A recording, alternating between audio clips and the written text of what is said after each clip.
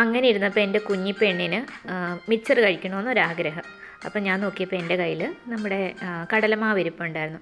അങ്ങനെ ഞാൻ 2 glass കടലമാവും 1 glass അരിപ്പൊടിയും കൂടെ എടുത്ത് അതിൻ്റെ അകത്ത് നമ്മുടെ മഞ്ഞൾപ്പൊടി, ഉപ്പ്, മുളക് പൊടി, കായപ്പൊടി എല്ലാം കൂടെ ഇട്ട് ചെറിയ ചൂടുവെള്ളത്തിൽ കുഴച്ച് നമ്മുടെ സേവനാഴിയിൽ നമ്മൾ നീരിയപ്പം പീച്ചത്തില്ല അതേപോലെ എണ്ണയിലെടുത്ത് പതുക്കെ ഓരോ ഇതായിട്ട് തട്ടായിട്ട് നമ്മൾ പീച്ചെടുത്ത് കഴിഞ്ഞിട്ട് നമ്മളത് മുരിഞ്ഞ് വരുമ്പോൾ പെട്ടെന്നാകും.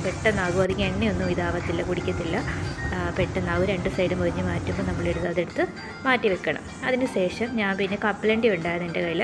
ഞാൻ അന്നേരം ചെറുപയർ വെള്ളത്തിൽ കുതിർത്ത് വെച്ചതിന് ശേഷം അതിൻ്റെ കുറച്ച് കഴിയുമ്പോൾ അതും കൂടി എടുത്തിട്ട് വറുത്ത് നമ്മുടെ കറിവേപ്പില, കായപ്പൊടി, അതേപോലെ തന്നെ വെളുത്തുള്ളിയും കൂടെ വറുത്ത് ഇതെല്ലാം കൂടെ മിക്സ് ചെയ്ത് ചേർത്ത് നമ്മുടെ സൂപ്പർ മിക്സർ റെഡിയാക്കി എടുത്തു. പെട്ടെന്നാണ് ഇവിടെ